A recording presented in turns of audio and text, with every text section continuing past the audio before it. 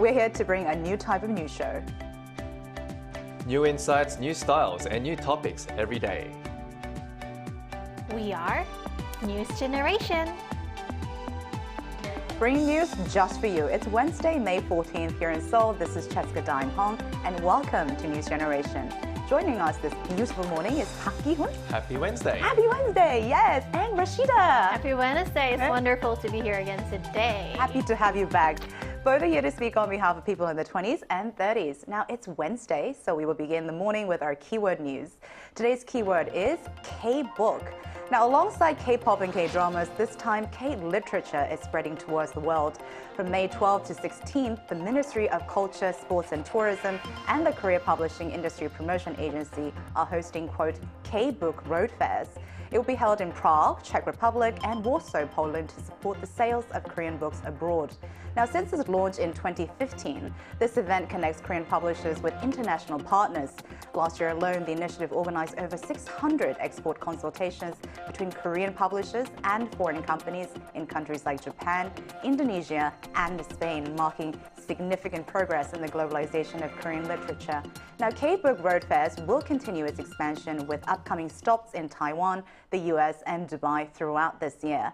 Now, in addition to K-media content taking over the world, it seems like now K-literature is making waves. Now, Rashida, I would love to hear your international viewpoint because Hangang recently won the remarkable Nobel Prize win. What is the international reception and how is your region reacting to Korean literature, if I may ask? Okay, so Hangang's Nobel Prize win has definitely brought a renewed global spotlight to Korean literature. From my perspective, the reception has been growing steadily, but this win feels like the turning point. Readers who were previously only familiar with K-dramas or K-pop are now exploring Korean novels with genuine curiosity. And in my region, I've noticed more Korean titles are being translated and featured in local bookstores, book clubs, and even academic discussions. There's a growing appreciation for the emotional depth and philosophical nuance that K-literature offers. I think this global moment is not just about one author, but it's opening doors for many more Korean voices to be heard and felt around the world. I love that. And I think, you know, when you mentioned that Korean books are being studied in college, I know a lot of people are now learning Korean language as well. Yourself too, right? So I think it's a very exciting movement. Very for sure. exciting. Yeah. Definitely. Now, Ki-hoon, as a Korean, what do you think is dazzling the international audience to read or find K-literature to be interesting? And what more could be actually done to dazzle our readers and attract them more to K-literature? That's a very good question. Oh, thank you. You know, Korean stories possess emotional depth, cultural specificity, and universal resonance that offers a unique voice that is both traditional and contemporary. Stories like Please Look After My Mom by Shin Kyung-suk or The Vegetarian by Hangang have shown that Korean literature can evoke deep empathy while remaining unapologetically Korean in context. And to bring more international readers to K literature, I think more work can be done on broader translation efforts, fostering partnership between Korean publishers and global literary agents, and education integration and media synergy through more screen adaptations, meaning like making films from novels. Based on novels, like Pachinko. Exactly like Pachinko, yeah. And I think that actually helps international audience to learn more about Korean culture as well very quickly. Of course. And I think there's definitely a remarkable beauty in the Korean language as well and the way of storytelling. So I too hope that events like these could foster more cultural exchanges and diversity in the world as well. Now, shifting gears to our main topic of the day, the month of May in Korea is quite special for many wedding couples, and our generation is creating a slightly different wedding traditions. So take a look at the screen to find out more. May in Korea is often called the month of wedding brides. It's a time filled with the sound of wedding bells. But for many young people wishing to be married, there's a heavy price tag attached to every step of the journey. As wedding costs soar, young couples are not only rewriting tradition, but creating their own. Now, month of May has long been known as Korea's wedding season, a time when invitations sort of fill up the group chats and, you know, the spring is coming, and it's called the, quote, May wedding bride season. So I'm actually quite curious, Ki-hoon, are you actually or really receiving a lot of wedding messages these days? Surprisingly, no. Well. I do have a friend very close Yeah. who is actually planning to get married next year in May. Oh, okay. Yeah, so, and I'm sure there are many couples trying to tie the knot and holding weddings in this particular month because on weekends I would often notice like a sudden traffic jam in streets, and only to realize that our wedding convention was just around the corner. And having been to many of these wedding conventions and wedding ceremonies, it becomes extremely crowded as each hall is booked almost back to back. Very true. So if you're a little early or even late to the wedding, you may actually end up seeing a different couple walk down the aisle. Some people actually say it's kind of like a factory. It can seem like a factory because the ceremonies look very similar if you look from far away, unless you're actually really close, listening and actually looking at the bride and the groom. And lastly, for the record, May actually ranks second after December for the most number of marriages recorded throughout the year. And I definitely agree with you. I think the positive term is we're very efficient when it comes to it, right? Koreans are very efficient. Yeah, we have a set of rules to abide by, you know, what to do next, and you just kind of go with the flow. So now I'm really curious, Rashida, how is Brunei wedding different or similar to the Korean wedding? Okay, so in Brunei, weddings are more like full-day festivals and sometimes they last for several days. The reason being we have 3 separate occasions, solemnization followed by powdering night and then with wedding reception on the final day. Yeah, and then also depending on household, people enjoy different kind of activities like karaoke, games, or lucky draws. It's like a party. Yeah, people it's like coming a party. together. Yeah. There are lots of food and people coming together from all over, like you mentioned. Yeah, so it's not just about the couple, it's about the whole family, the community, and sometimes even the neighborhood joining in. Yeah. So yeah, in comparison to the fast-paced style of Korean weddings, I've been to a few Korean weddings. Everything was beautifully organized. The venues are elegant, everything runs so efficiently. But I do remember thinking, wait, that's it? Because the ceremony was over in less than an hour. Yes. It was so quick compared to what I'm used to. Again, I wouldn't use the word efficient, but I do agree with you. Is this it? And then we go to eat, which is very important. That's true. And as you mentioned, wedding is supposed to be full of joy, celebration, bringing a lot of people together. But for many young people, there seems to be another layer of commitment they have to make before they can complete the wedding journey, which is logistical and financial, which we'll talk about today. So Ki-hoon, what are some of the practical barriers some young couples are facing these days? So this is a hard part about the wedding. So one of the biggest obstacles making marriage difficult today is securing a wedding venue. So, here in Seoul, it's said that you need to now book a venue a year and a half in advance. So getting a reservation feels like plucking a star from the sky, more commonly known in Korean as 하늘의 별따기. Which is very difficult. Which is almost close to impossible. Almost impossible, actually, so the main reason is that the number of wedding halls have dropped significantly during COVID-19 pandemic, and it has yet to recover in numbers. In fact, the wedding halls decreased by 20% compared to pre-pandemic levels. And as venues become scarce, rental fees have also surged by as much as 56%, putting more financial strain on engaged couples. And I heard that because there are less wedding venues available, these high-end hotel wedding convention centers have become even more expensive. Yeah. So for those who can actually afford these kind of extra cash on weddings, people actually offer these like high-class, high-end hotels. It's becoming more competitive. Yeah? It has. They're offering more services and asking for more money if they want to book in advance. And Rashida, I've heard that because of these financial burden that young people have to take on, there seems to be a new trend that is emerging. Yeah, given the current situation, Yeah. a new dating trend has reportedly emerged among young people of marriageable age in Korea. Couples are reserving wedding venues soon after they start dating. Yeah. The reason by the Remarkable. time they've dated long enough to feel confident about marriage, it might already be too late to secure a venue. Yeah, since couples can get a full refund if they cancel at least 6 months in advance, they're choosing to book early just in case. Yeah, also the meaning of marriage proposal in Korea has shifted. Traditionally, a proposal is a request to marry, but nowadays, many couples complete all the wedding's preparations first and then propose. So the proposal becomes more of a thank you for marrying me gesture. Wow, so Yeah. it's almost like thank you for marrying me kind of gift. Yeah. So, this change in meaning might reflect just how challenging the wedding planning process has become in Korea. And just like you said, all of this is happening because of cost, which is becoming the biggest obstacle. In Korea, we have the term 수드메, which is a short for studio, dress, and makeup. And to venue fees and catering cost, if you're trying to get married, the list of expenses can become extremely long and daunting. And there is even a term in Korea called weddingflation. Is that so? That is correct. It is it's a trending term among many newlyweds.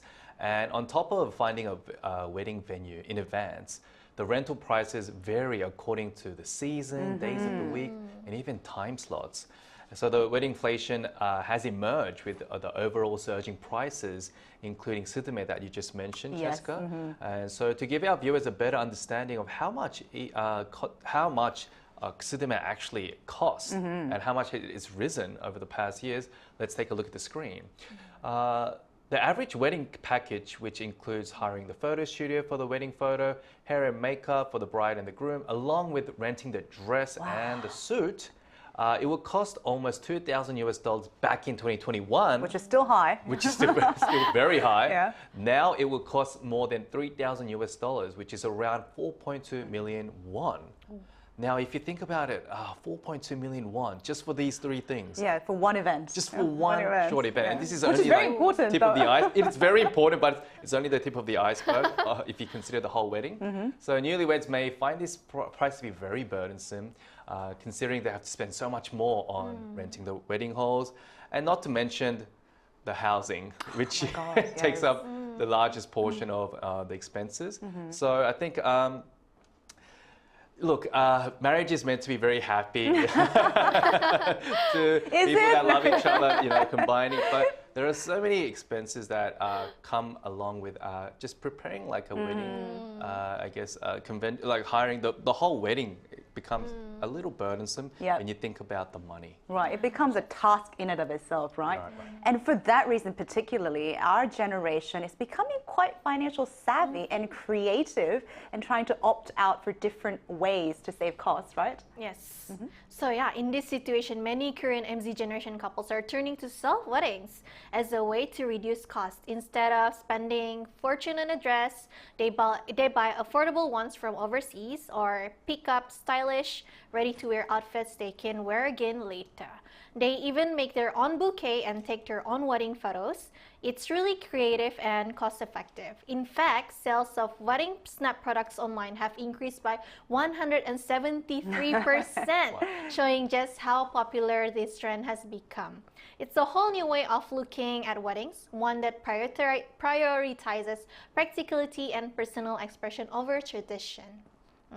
Hearing all this, I think the perfect segue is to ask the people in the studio, because we are actually representatives of the unmarried or yet to be married, millennials and Gen Z in the studio. What kind of wedding do you envision? I prefer a small wedding, closer to like a more personal and family oriented, with like just really close friends. But I think this would really depend on the perception of our parents, because they've lived through the traditional phases of going to these wedding ceremonies where they have to pay 축의금, which is like congratulatory money in English. Now, I'm sure many of our parents have been to many different weddings, including like their friends, relatives, friends, kids, daughters, sons, grandsons, and so on. So when it's actually their turn for their child to get married, it's their opportunity to actually receive all the congratulatory money 축의금 that they've actually spent over the years. And it's not a small amount, considering inflation as well. So I think for me, I really need to discuss it with my parents first before just making up my own decision with my future wife, unless I can really afford everything of the small wedding. Yeah. And just to enlighten our viewers, in Korea, we have the culture of 축의금, which is the congratulatory money, and is almost required or mandatory or considered very polite to pay when you go to weddings. So if you go to a couple of weddings, that money can rack up very quickly, which can add to the wedding cost as well. What about you, Rashida? What kind of wedding? I do agree with Ki-hoon. Yes. Because I do think the same as him. Because if I were to have a wedding, I would want it to be like small and intimate with the people who truly matters. I don't dream of a grand traditional wedding, maybe like an outdoor garden barn or a beautiful rooftop cafe. Ah. Yeah, unless people are sponsoring it, then maybe I'll stick to keeping it small. Well, that said, I'm totally okay with not getting married. While I do want to get married one day, at this stage, I'm not sure if it's for me. In the end, I think it's less about the grand details and more about creating a day that feels real and genuine. I want to do it for me, not to impress others. Oh, I love that last Yeah. statement very much.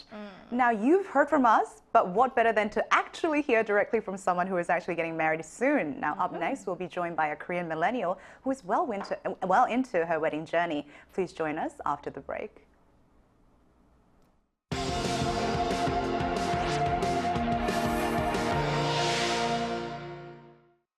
NewsGen wants to hear from you. Go to YouTube and search our channel Arirang News. Click Community and leave a comment down below. Make a new type of news with us. Today we're joined by Jisoo Lee, a Korean millennial who is well into her wedding preparation journey. Now, before we begin, I must say congratulations are in order. Congratulations. Hey! Thank you. Thank you. Now, you've heard from us. Today we've covered soaring costs and reservation difficulties and some of the practical barriers that young couples have to face. We would like to hear your experience. What is the most difficult part of planning the wedding? Actually, as for me, finding a proper venue was the most difficult thing. I'm getting married June of this year, next year, but I had to make a reservation this April, so it's like half a year and a half before. So half of the Saturdays of that month are already taken, and in May, there are even waiting lists for some days of May next year. So if you have plans to get married, I think you better go find a place a year and a half ahead for your safety. Thank you. Thanks for sharing. Jisoo, congratulations again, and lucky you for finding the venue. Yes, a year and a half. Yeah, in advance. So what is turning out to be the most financially burdening part of the wedding? Is it like the dress, wedding halls, flowers, or just is it everything? I would say sidime. For sidime, basically you need to hire a photographer or a team or makeup artist, hair designers, and rent a studio for shooting. So these are very basic things, and will be extra costs if you choose some other dresses, some shoots. So before you start, sidime costs around $3,000, but when I really visited the companies, it costs like $6,000-7,000. So because of all those extra costs, so it is really expensive. So I decided to skip sidime. Rashida, could you ask the last question? So like if you were to do it again, how would you balance it? Which areas would you spend more and which part would you spend less and save? If I have to reschedule all those procedures, I still skip that sidime, and I'm willing to pay more for the honeymoon. I think it is a very rare chance to use a long vacation, especially here in Korea. Korean people do not take that long vacation usually, but if it is for honeymoon, it is understandable. So I would say people need to take advantage of this chance. So honeymoon is the best. I love that. Thank you for sharing the realities of what it's like to get married as a young couple. Thank you so much, Jisoo. All right, thank you. Bye-bye. Thank you. Thank you. Now, coming back to our conversation, as Rashida mentioned, we have started to see new wedding cultures and tradition emerge, such as like self-weddings and buying dresses online. Now, some brides are not even, choosing to even have like a big grand weddings, right? But are millennials and Gen Z actually creating a whole new tradition for love and marriage in that case? I think so. We've covered this like a similar topics and issues before, and it seems that the wedding among today's MZ generation are no longer bound to traditional norms like we talked about today. Instead, they tend to focus more on personal values and individuality. And some like small weddings and even no wedding choices are becoming more common, and more couples are opting for weddings that include charitable donations that purely convey meaningful messages. So we're definitely seeing a big change in how young people perceive and actually go about their weddings. And I'm actually curious because you've talked about it, so I actually want to hear from our viewers and their opinions if this is actually true. So we recently posted a survey on our Arirang YouTube channel with the question, what type of wedding do you want? And here are the results. Out of 280 votes, almost half of them actually said small and intimate. About a quarter said simple and traditional. 16% said no ceremony at all. And hear this out, glamorous and luxurious had the least amount of votes. So we've also selected a few of your responses. Benny D97 said a small and intimate wedding will be great, just with family members, relatives, and close friends of the bride and groom. It's my dream to have that situation. The King's Kid F4R said weddings are too expensive these days. Simple celebrations with close family and friends bring out the happiness of the celebration without too many worries. The Power Ranger 200 said, I want a Disney-themed wedding dedicated to Beauty and the Beast. Actually, that would actually be my dream wedding too. Thank you so much to all our viewers. We always love hearing from you. Now, before we wrap up, I do want to ask, because there are so many changes that are happening, the wedding's becoming recreated, how do you think Korea's wedding culture will evolve? Because there's a lot to consider when it comes to wedding. And if we are known for one thing, it's our DIY attitude. Yeah. Okay, so with everything moving so fast and in this economy, I think we'll definitely see more couples leaning into self-wedding and minimalist ceremonies. Younger generations are prioritizing practicality and meaning over formality, and that shift is real. But I don't think tradition will vanish. It will evolve as time moves forward. And elements like pebek or family blessings may take on a new modern forms. The future of Korean weddings might be less grand but more intentional, but still rooted in heritage, just expressed differently. Oh, I love that. It is still rooted in heritage, but just expressed in a different mannerism and form. And I do agree, because I think the process of how we get married, as we saw in the survey, people are choosing different styles. So it can change and evolve, but I'm sure the weight of saying the final I do and the weight of love will not change, for sure. True. And that is all we have for today. Thank you so much for joining us, and we will be back tomorrow at 10:30 a.m. Korea time with Song Yoo-jin. Now, special thanks today to Park Ki-hoon. Always a pleasure. Always a pleasure. And Rashida, Glad to be here. thank you so much for joining us. And thank you to all our viewers, and thank you for all our viewers, and see you tomorrow. We are News Generation.